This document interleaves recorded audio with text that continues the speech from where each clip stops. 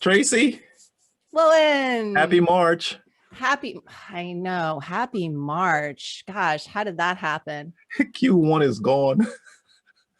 Oh gosh, yeah. Holy cow. Like, when you start to, again, those benchmarks and you're just like Q1, oh my God.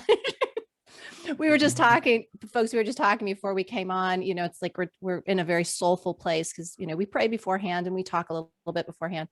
And then it's like, okay, the logistics, what's Facebook doing? What's, like the Q1 and the, oh, goals and where am Yes. I and taxes and, oh, goodness gracious. So here we are integrating the human and the soul today. Here we are. Unscripted. Integrated. Unscripted. Can't make this stuff up. Integrated. What's So, going on? What's going on in your soul today? wow. So you almost took the words exactly out of my mouth. Mm, Yeah. Well, so as I was telling you off air, yesterday it was a heavy day. And it's really crazy to me. My daughter and I have always been pretty connected. I mean, she's my daughter. mhm, But at the same time, like I've noticed as she's gotten older, this other connection, right? So there's the human mother to daughter connection. And then there's just this soul connection. And so, I'll have stuff going on completely, not even she could not even maybe be at the house. So before COVID, she could have been at school and mhm. she comes home and she shares an experience. And I'm thinking, okay, baby mirror, like that's I mean, different storylines, same experience. Well, so I woke up yesterday in a funk, when they say on the wrong side of the bed. And I mean, I've gotten to the point where I can kind of compartmentalize it.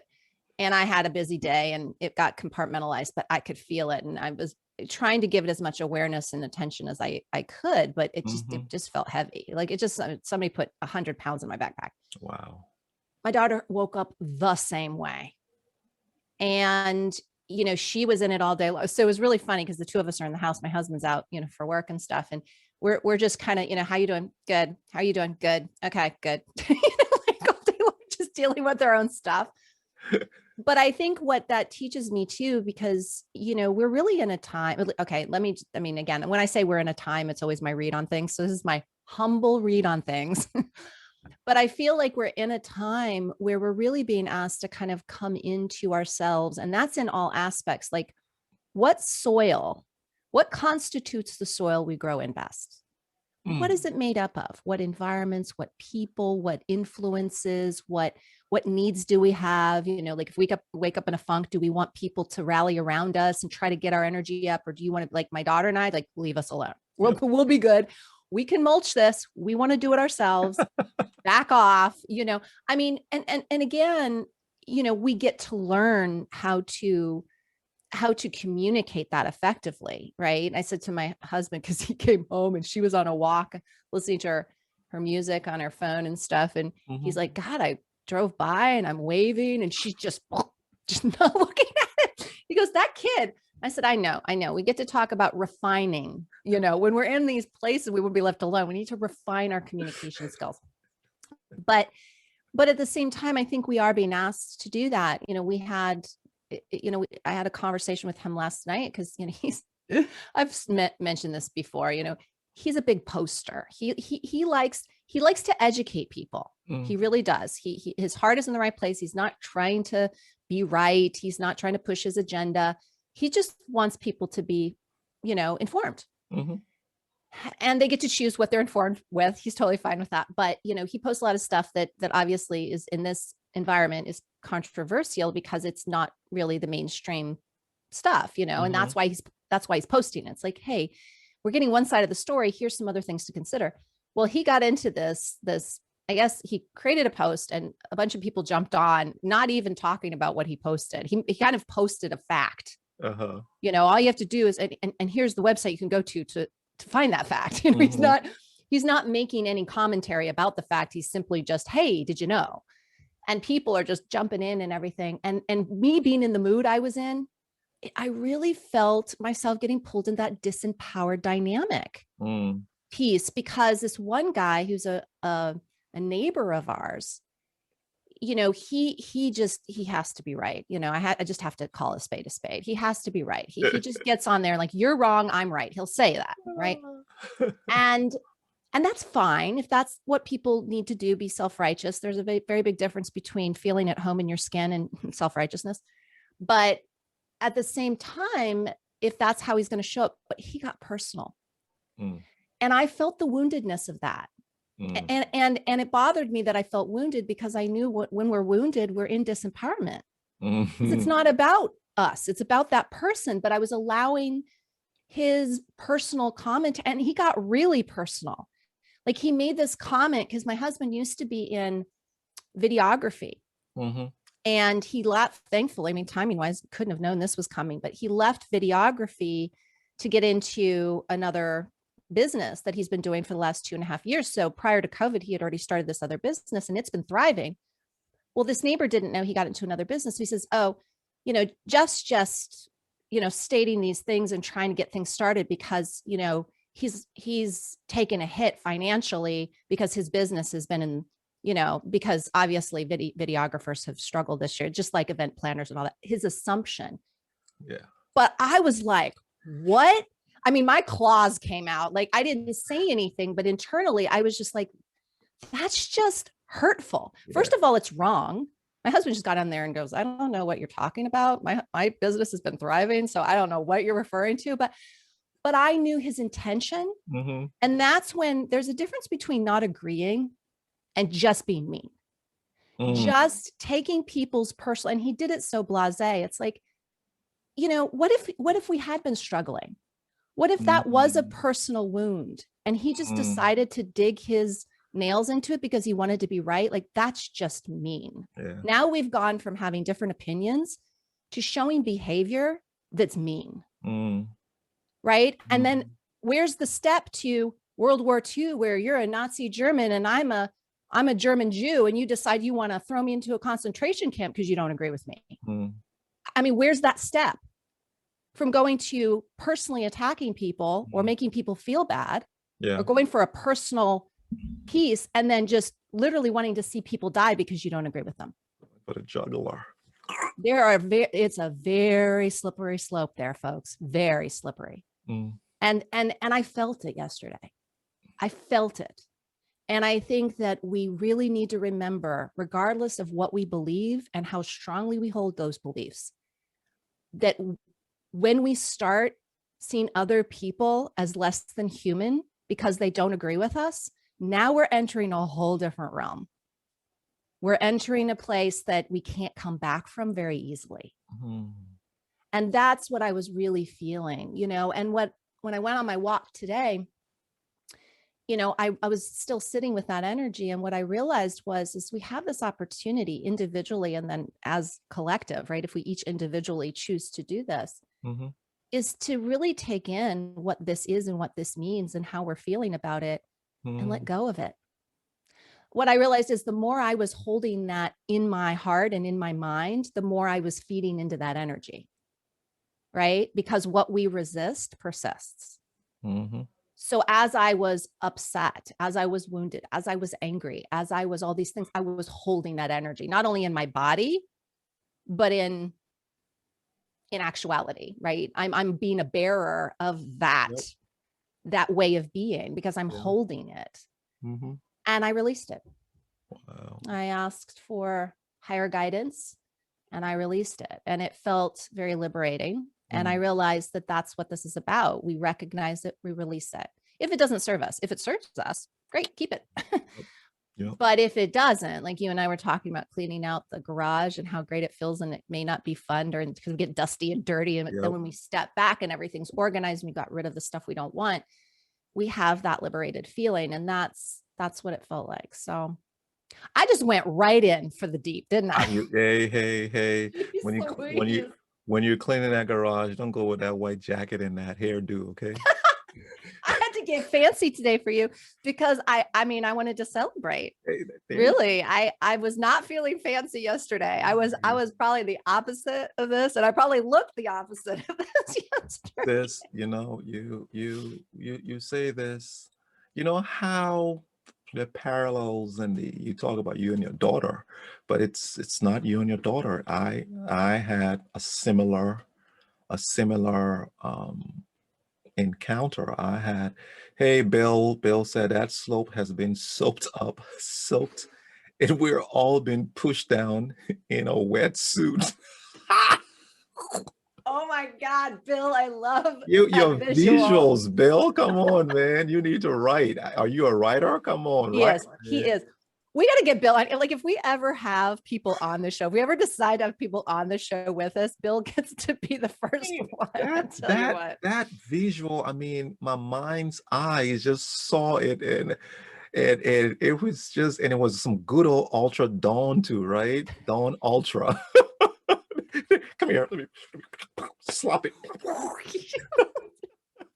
But the parallels that we're talking about, I mean, they're so similar, right? They're so similar. You see, as I was telling you, I don't know how I'm going to give this information because it's new. I,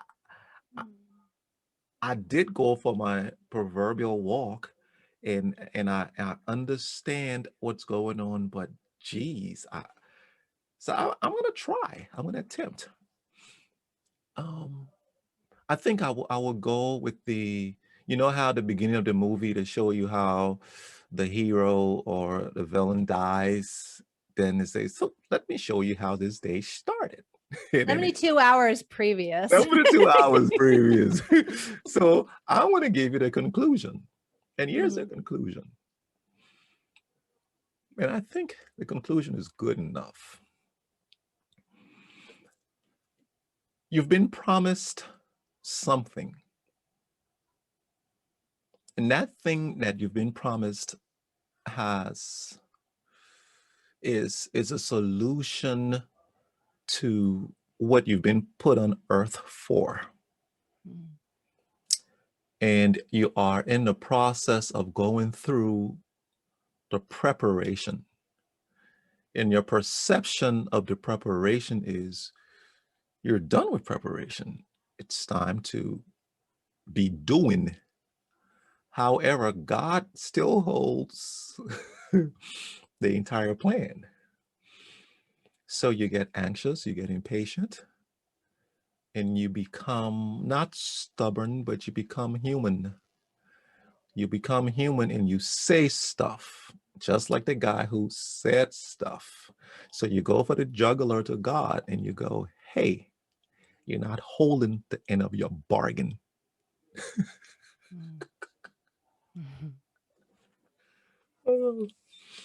um, for 10 years, you've told me this.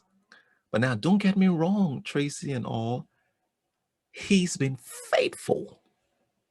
Everything that he said, he's done it. But I just feel this time is the time for me to be doing that thing, traveling the world and doing this. And finances must not be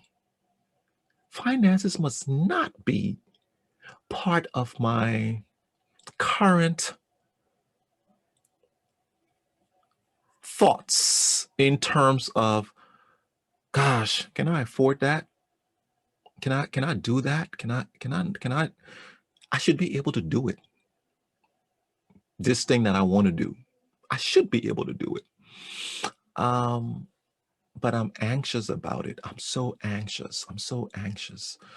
Oh my goodness, this thing. And I'm taking the entire day of just, oh Lord, can I afford that? Can I afford that? And this is something trivial. This is an extracurricular activity for my child.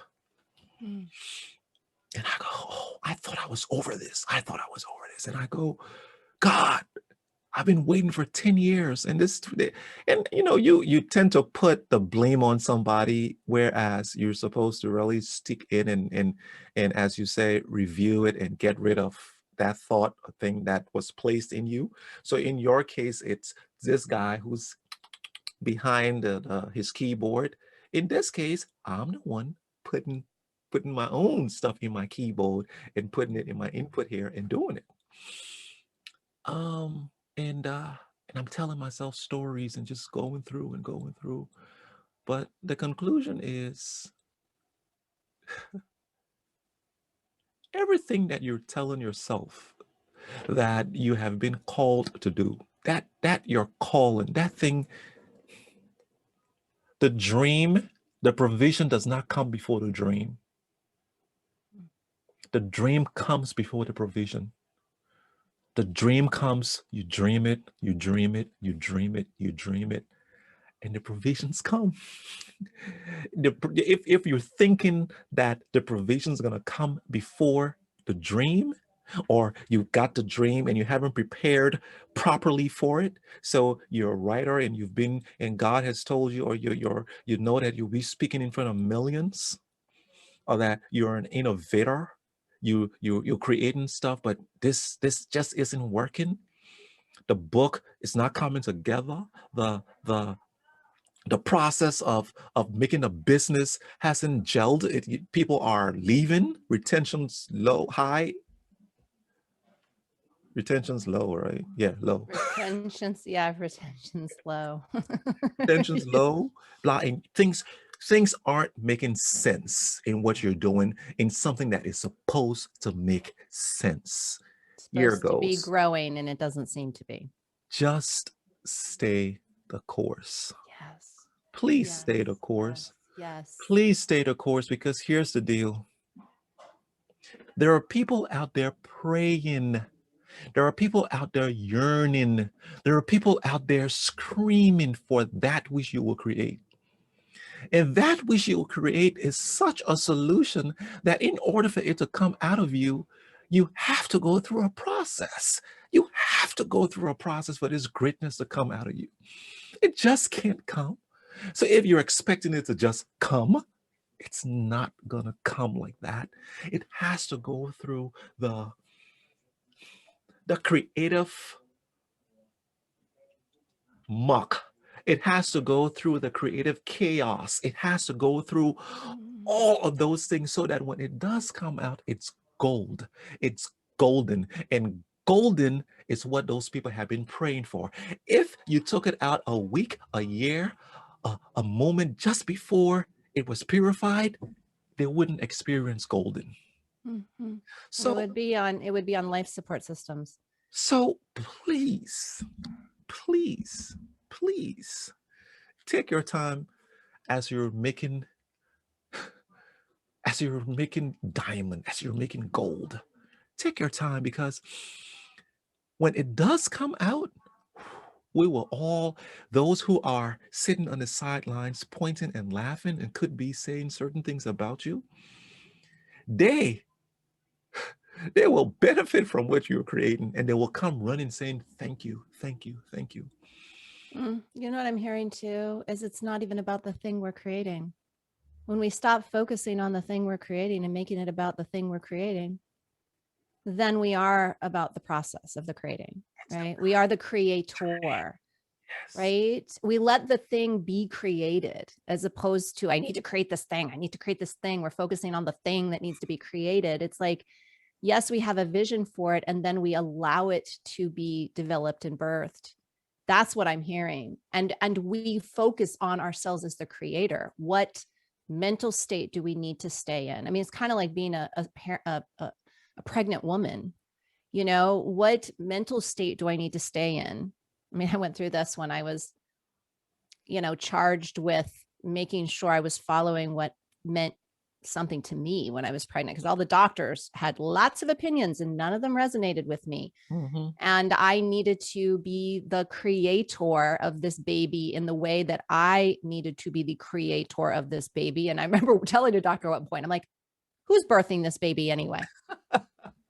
He's like, ma'am, I'm just trying to help you. I'm like, I get that and I appreciate it, but who's birthing this baby? At some point, you have to have reverence for the fact that I'm the mother of this baby. Okay. I'm just pointing this out.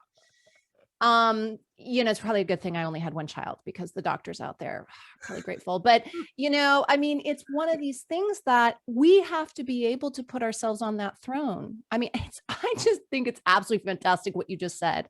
It is so true. I believe we've all been kind of, especially around money. I've heard this conversation and had it with so many clients over the last week. I mean, and we're not even through the week. We're only 3 days into the week. And I said to one client earlier, I had given him homework to have some conversations with some people because he's got this very, very big baby that he's been working on birthing for 7 years. And he's at the point where he hasn't owned his position. He keeps stepping away from the throne. And he keeps kind of like, well, maybe I want to share the throne. I'm like, dude, it's your throne. Sit in it, but again, in a loving way. And I said, well, how did the conversation with this one individual? Because I said, I want you to get the hard, cold facts about money. I want you to know how much it's going to cost to engage these people who you need to hire. Because everything is a visionary, you're up in the clouds with, it's all going to fit in the vision. I was like, but let's bring it down to reality. How much is it going to cost? You keep dancing around that thing. And you can't birth the baby if you don't know what hospital you're going to be. They're asking, the birth plan is asking for what hospital you want to be taken to. And so he had the conversations. And I said, well, how'd it go? One of the conversations, he's like, oh, I can't afford this person. I said, that's your first thought? You can't afford this person? I said, what if you asked a different question? What if you asked, how many big accounts do I need to bring in to afford this person? And that's what I'm hearing you say, is that if this is a process and you're going to birth this baby, this isn't a question of the baby's gestating. There's no putting the baby back, right? The baby is on its way. So it's not about saying I can't afford. That's like saying I can't birth this baby.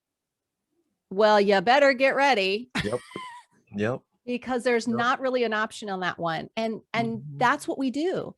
And it's, I remember hearing Tony Robbins talk about this, is that it's a thing that happens, in the growth process. So let's think about it as a plant, under the soil, and that seed is at the gestation point. We're just getting ready to pop through the soil. One of the things we tend to see just at that moment of just before it breaks through is the tension that growth puts on the soil. And so this tension, how does it show up in ourselves? It shows as pushback. I can't afford it. It's not going to work.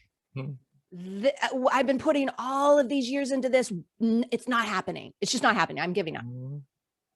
That's the tension that little sprout is putting on the soil. And if we push back, and we dig into that soil, we push that little seedling down, it never gets to come through.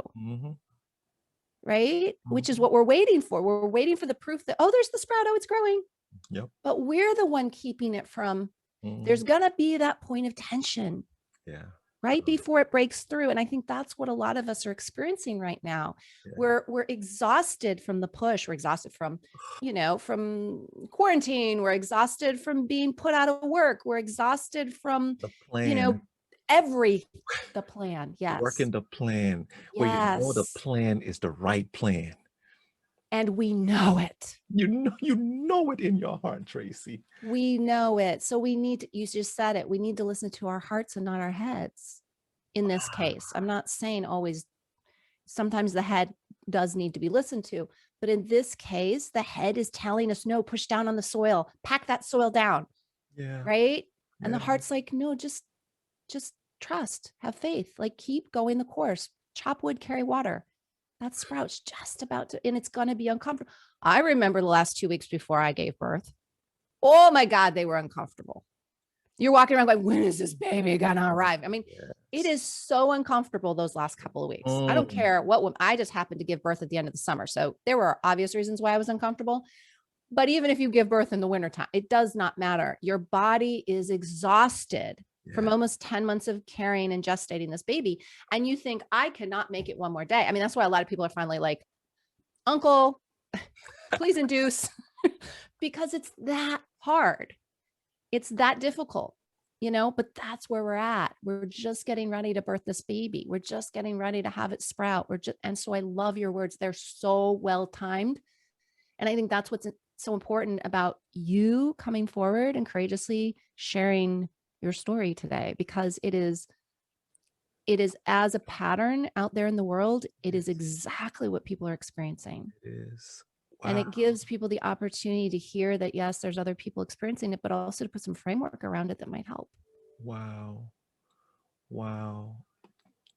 I don't know when Bill said this. I think when I was talking, he said, I feel like we're living in a movie, Wall-E.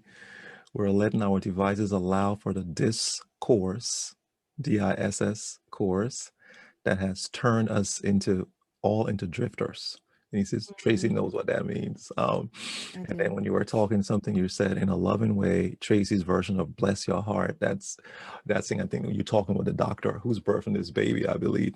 But Traci, the analogy of the seed,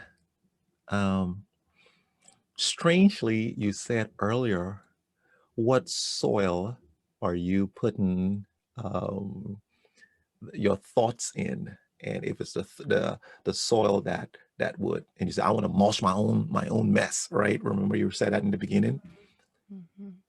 And then you come back without thinking, without knowing that you're talking about seeds coming out of the soil, right? That similar, that silver lining that continues from, with the aggravation and the seed that's within you, that now it's the soil that you're putting whatever in, and this seed is germinating and is about to come through. And I love the tension. I don't like it when I say I love how you stated it. I don't like the tension. I don't. Tension, please go to the next guy, receive the tension, and let me hold my baby. That's how us men do, right? Hey, baby, baby, you can do it, baby. Baby, you can do it. Just give me the baby. Sweetheart, you can do it. Do it. Push, push. Didn't we go to the class? Push, baby. Yeah, yeah, yeah, yeah, yeah. But in this case, I'm the one pushing. I'm the one pushing, and pushing hurts like hell. That tension, you see, it's not even the money. It's just, I've been holding this baby for 10 years. I've been holding this baby. Okay. And God gives in the summer, he gives the AC. So that's refreshment. Like, oh, feels good. As soon as that AC cuts off, you're like, oh, it's getting hot. It's hot in here. Oh, I need AC again. And then the man AC guy is coming to fix it because it's broken. I'm like, hey, I'll be there. Trust me, I'm coming. And he comes and he fixes it and it blows again. And then it shuts down. That tension that we are going through, but please, when I say please understand it's you all. But that tension that I am going through, Traci, I do, because it's eavesdropping a moment with Traci and Wulwyn. I can say that tension I am going through. Oh my goodness, that stuff is heavy. It's heavy. That stuff is.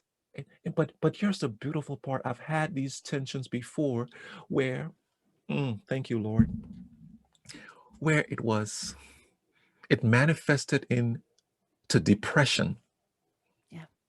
It manifested in a depression. But the fact that I've lived it and understood that it wasn't depression, that it was compression, because in order for this oil that's in me to come out, I have to be compressed in order for me to develop it, to go and give my gold to these people who are waiting to receive the gold or diamond. Now I understand, if this had occurred in the second, third year, I wouldn't be on this thing, because I would be in a dark room. I would be in a fetal position. But thank goodness for experience. Thank goodness that I can say that, it's this feeling. This feeling is not depression. This feeling is tension of me walking into destiny. It doesn't have to become depression, because depression is the compression of stepping on that soil and packing it down. Right? That's the thing. It's like, oh gosh, it's not working. Darn it. I'm just going to stomp on the soil. Meanwhile, the little sprout that's just underneath, putting the tension on, is like, why? Because pushed down, and we get depressed because now we've we're carrying that. It's like me. I realize I'm carrying this energy. That's why I'm not meant to carry it. We're meant to let it move through us as a part of, to your point earlier, the process, to allow the process. And then, Traci, I'm sorry for cutting you off, but I think this is Mental Health Month. Yes. And strangely, we're talking Wow. about this. And we didn't plan it. Wow. I remembered someone told me, but here's the thing. I want to ask a question as if I am listening to you talking about depression and on this. And I want to set a question to us about this. And it's this. But my situation is not about me in a tension that I'm birthing something. My situation is not, my situation is, it's different. My situation is not about what you guys are talking. So how can what you guys are talking help me in this depressive state? Mm-hmm. Does it make sense, Traci? Yeah, it's so how can you make your story align with what we're saying? Yes. That's the point. Because it can. I mean, our reality is our perception of reality. In other words, it's the meaning we're giving the stories we're telling ourselves. We have an experience, we tell ourselves a story, we give that a meaning. We develop emotions around it. We develop thoughts around it. We develop all that. We choose, right? Because that same action, right, or same impression can happen to someone else. They give it a different story. They have a different experience with it, but it's the same thing. It's the same influence. It's coming from the same energy. It's just each of us chooses how we want to give meaning and therefore process and work with that story. So my thing would be, you don't feel that your story aligns with the framework we're giving as a tool to help work you out of it. So shift the story so it does. And then that framework can fit. That's how it works. And people may say, no, you don't understand. Like, that's fine. That's your belief. How's that working for you? Because when we resist, our depression, our suffering, our discomfort also persists.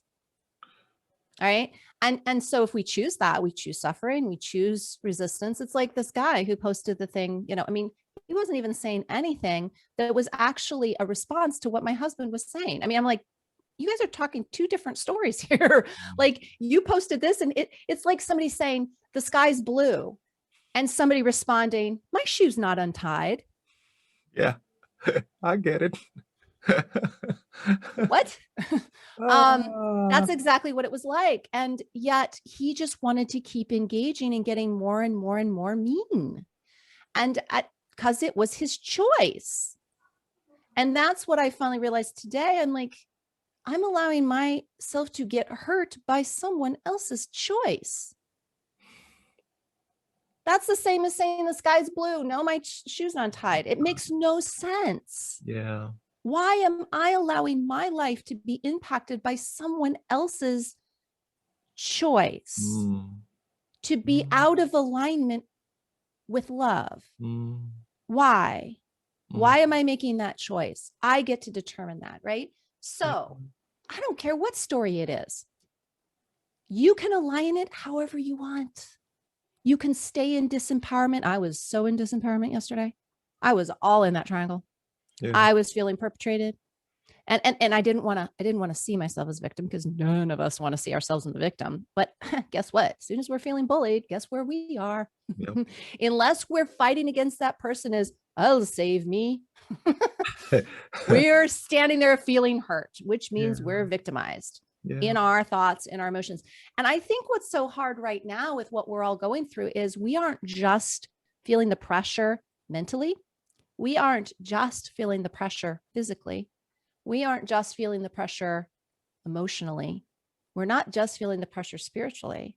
We're feeling pressure in all those areas all at once. Right. And if we don't have the tools, and if we don't know this that we're saying today, if people are like, oh, this is news to me, then what do we do to manage that? Because I mean, and I say we collectively as a world, Yeah. most of us have not been given these insights. Mm. Most of us have not utilized these tools or even know, like we don't know what we don't know. And that's part of what we're trying to offer here. And use it or don't use it. But at the end of the day, I always have to ask people, how's that working for you? You want to stay in your muck? You want to stay in your self righteousness? You want to stay in your fight? How does that feel to the pressure you're feeling? You're depressed? I'm not surprised, right? We can choose to hold on. Why? I mean, if I hadn't let it go today, it would have had to be sometime soon because I am not carrying that stuff around. Um, I'm hearing you, and for those of you who are listening and hearing Traci, and if you don't know her, and you are thinking that she's talking down at you, because when I listen to you and hear you, I'm saying, who is she to come be talking like this? It's not coming from that place. It's coming from a place of compassion that says, hey, I'm in there, I'm in this place, and here's the way I got out of it. And hey, y'all, come on, we can do this, right? Yeah, that's Moreover, absolutely true. when I hear the depressed person talking about your story doesn't align with my story, I think about the root of the story. See, we're talking plants here, we're talking seeds, we're talking soil. The root of the story is this: that place that you expect to be and you're not there.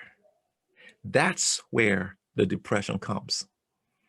I'm supposed to be a doctor, but oh, I'm still feeling the bar. I'm still feeling an attorney. I'm feeling a bar. So you can attain that place where your expectation, where you expect to be, boom, you get depressed. I was talking to, I think it was Sarah yesterday, and she says impatience is where you think you are and you aren't, and then the impatience occurs in there. I'm putting depression in there. I'm I'm supposed to be a good mom, but my kids aren't taking my training, etc. Where I see my kids supposed to be, they aren't there. So I get depressed. Oh, I'm not there. Woe is me. Um, I'm a writer. My books haven't sold. I saw myself as being a New York Times bestseller. I'm not there. So that's how the story comes. That's how you align your story. It's you're not where you expect to be. I'm not where I expected to be. But here's the deal. Wait. But you can't wait with your head down, because then Mhm. that's not waiting, because you have to keep your head up to look for the opportunities that could put you to where you're supposed to go. When your So head's down, what are you focused on? you're depressed, you're down. So lift your head up, and it's hard to lift up. Trust me, trust me. I know it. We know it. We're Yeah. talking about it. It's Well, and hard. It's hard to lift your head it's up. hard. And I think what you're hearing that you really shared with people, my perspective of love and compassion and why I tell it how it is this way is because no one's going to get there but you. No one's going to come and hand you that prize. Sorry, if you're waiting, Oh, you're choosing to wait. And I Traci. don't mean waiting for it to come to gestation. I mean waiting to change that and shift that story to one that's going to serve you. I just saw who we are. This is my first time seeing us for who we are in this. You are the Bad cop. but no, here's we're giving the same information, but here's your information. Here's your information. Information is, hey, suck it up, buttercup. Up, up. Let's go. Let's go. But there's compassion in it. There's not because you're not saying, hey, there's compassion in it, because but guess what? There are people listening who will watch this who are attracted to that, hey, get up.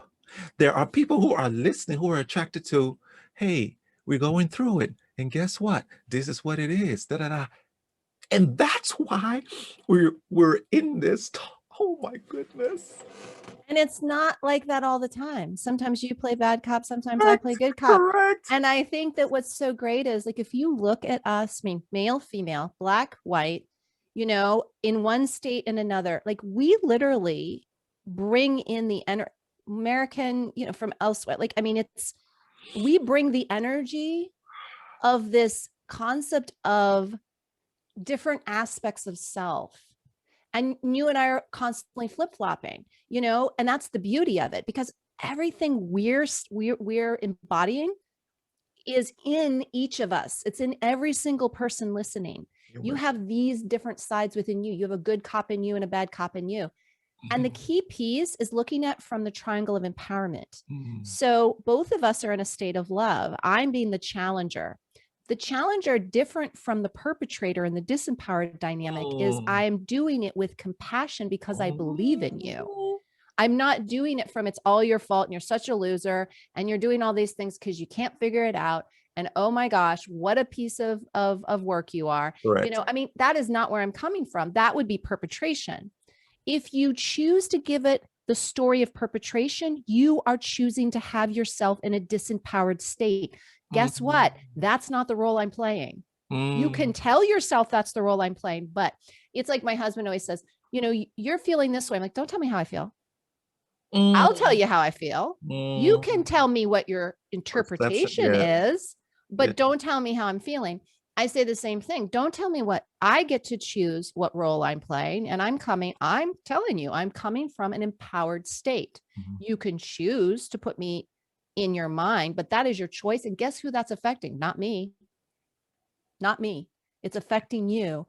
And that's the place. If I come over into your triangle, first of all, I'm not serving you and I'm not serving me. I'm choosing to stay in this place. And that's why I can do it so firmly without apology, is because I'm doing it from a state of complete love and belief in you. I'm uncomfortable with that, Traci. I'm uncomfortable with that. And this is when I shift to the coach part. I get it. When you're doing that, that's what somebody's saying. You know what I'm saying? I'm uncomfortable with that. You're so hard. What's wrong with you? Where's your compassion? What's wrong with you? What's your empathy with what I'm going through? Why can't you see that I like it here, even though I'm not saying I like it here, because when the way you're talking to me is waking me up, but I like it in this depressive state. I'm comfortable and uncomfortable. I'm uncomfortably comfortable.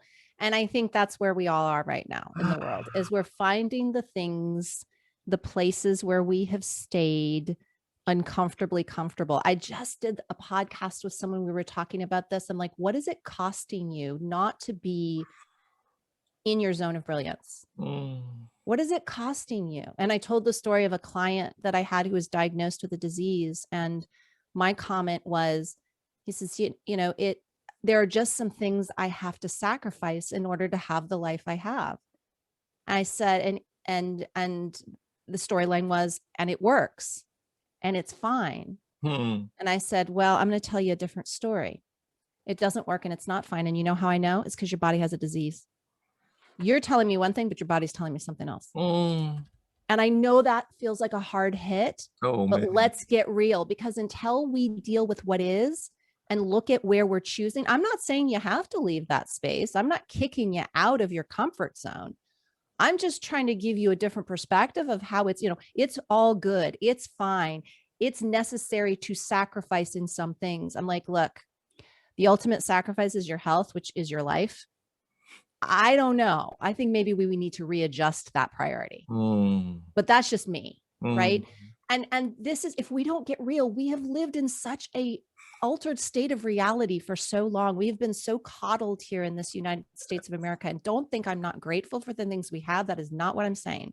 What I'm saying is that we really have gotten into the safety as a model that we're promised to be comfortable. Nobody, when we're born, nobody promises us to be comfortable. And when you become uncomfortable, it's a place that, this is the worst place to be in. I'm not. I can't ever be uncomfortable because it's bad. Okay, let me tell you, growth is uncomfortable. That's just how it works. But if we have a story that we're equating with growth that's bad, then we're going to start to experience growth as bad, not even knowing it. Yes. And so we get to see these things. And, unfortunately, how we're seeing them is by having them taken away. Mm. And I don't like that. It's uncomfortable. I don't like not having toilet paper easily accessible to me. I don't like that I can't go out to eat without a mask on my face. I don't like, okay, let's get real, and that's where I'm coming from is until we can look at things for what they are and not look at our reaction to the discomfort, because that's really where a lot of people are reacting. They're in this space of, the emotionality in the story they're telling about their reaction to just being uncomfortable. And they're calling that the reality. It's like, no, that's not the reality. That is the state you're in based on the decisions that you're making to make the story that way. Correct. It's your choices, right? And then you're projecting on everyone else around you because you're uncomfortable in your discomfort that you chose. Yes, Traci. So I'm trying to shake people out of it so they can move to a better place. I'm like, come on, wake up. And what I realized is that's the voice I was given. This is me when I was 5. Yeah. And this me that you all see right now has been hidden for a long time because she was beaten down for being this way. She was told she was mean. She was told she was bossy. She was told you, and all I ever felt is that it was from the heart. I am one of the most heart-centered people I know. And I'm finally able to say that because I finally cast down the stories that other people were telling me about how I was being. Yeah. Because I knew it was always from love and I always knew it was to help. And I always wanted to see people potentiate and be in empowered states, not disempowerment, because I know the cost of that. Yeah. I was speaking to someone just before we got on this call, and it was about shaking them out of their stupor, and it was get out of your own comfortable coffin. Yeah. You're dead. We're dead. In order for you to become alive, you got to get out of that coffin, and to get out of that coffin, it's restrictive. But you're thinking that you're dying when you're getting out, and it's, this thing. Just keep doing it. Keep going. Ask the butterfly if it could talk, what occurred when it first started. And let it tell you when I first started, I was crawling, and then after a while, I got in something that just restricted me for quite a while. And I was so restricted, but gosh, something was happening. And by the time it was done, I had these wings and I could fly. Yeah. And that part of when you're restricted, you're eating yourself. Can you imagine that? You're eating yourself, but here's the deal: you're eating out the parts of you that you don't need anymore. You don't need that anymore in this next level. The parts that you need stay. What are you hoarding in your wheel of life? That's your spiritual, your relationships, your family, your work, your fitness, etc. Zig Ziglar has this eight wheels or 9 wheels, and then he grades it from 0 to 10, so that everything you do from 8, you must be at an 8 and 10, because if anything's below 5, it's flat. Your wheel's flat. So if your family's at 10 and your spiritual's at 1, man, you're not rolling. However, don't look at it as a grading from 1 to 10 of how you are, but look at each one of those and say, what am I hoarding in here that I don't need in order for this wheel to roll? And oh my goodness, when you find what you're hoarding, and you know how we don't like to hoard. Nobody wants to be considered a hoarder or a victim. As soon as you find it out, find a way to get rid of it. And that's how you start getting out of your coffin. You start getting, and when you see that butterfly fly, it's so graceful. And then it is that we even say, give me butterfly kisses, come, da, da, da. It's so tender and graceful. That's who you're becoming. But You're trying to stay in that position, in that coffin, and say, no, I don't want to stay. I don't want to be here. I want to be here. I want to be here. And God's saying, dude, you got way better over there. You can fly instead of crawl.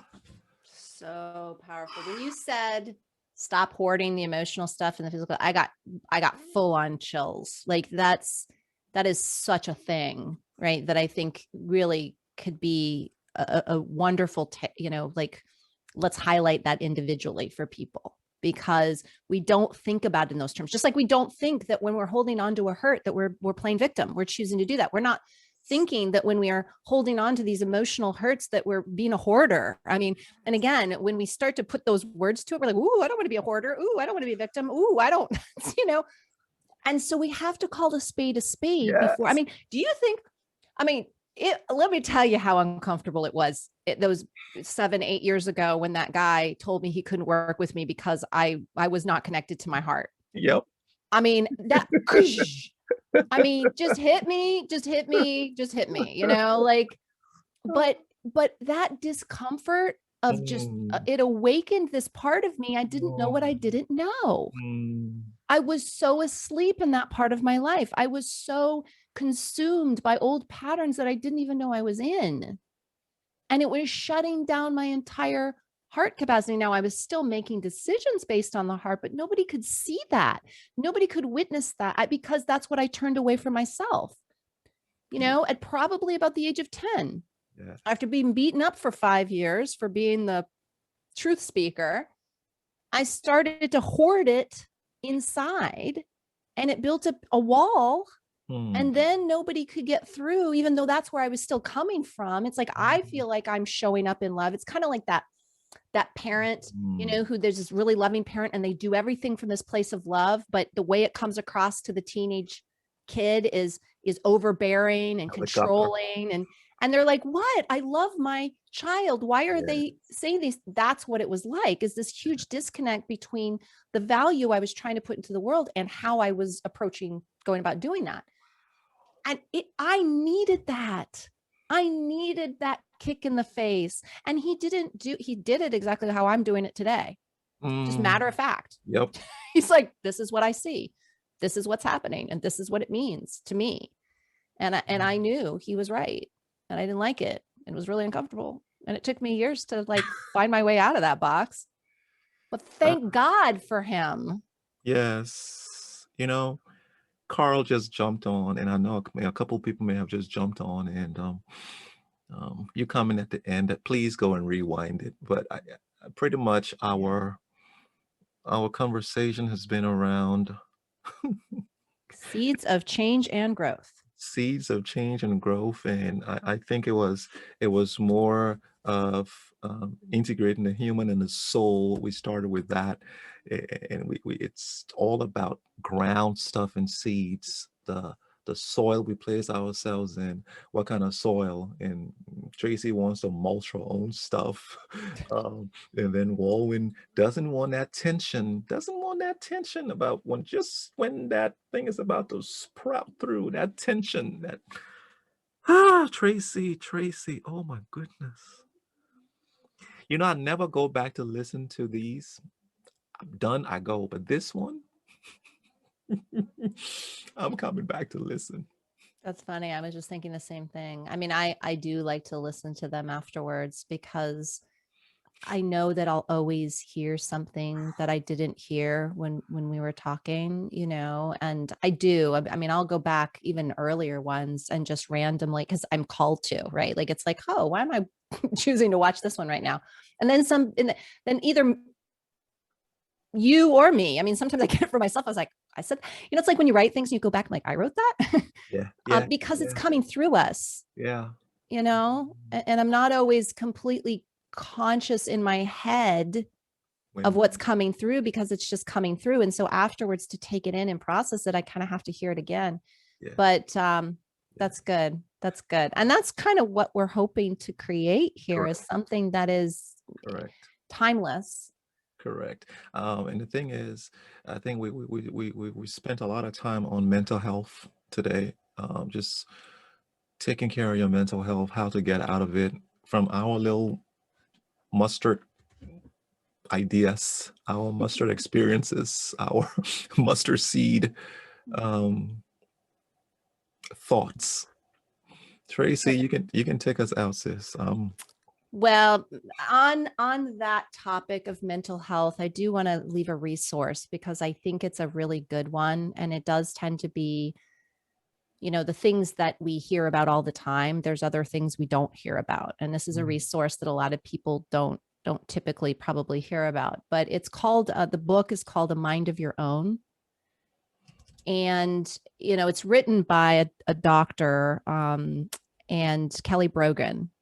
Kelly Brogan is in the field of, she's actually a trained psychiatrist. So she has her degree in psychiatry, traditional psychiatry. But her story is that she had her own, not mental health issue. It was another health issue, but she wasn't able to find the answer she needed from modern medicine. So she kind of delved into more alternatives. And what she found was just incredible. And so she's really, her mission is to give people other, again, other options, telling people other sides of the story they don't typically hear.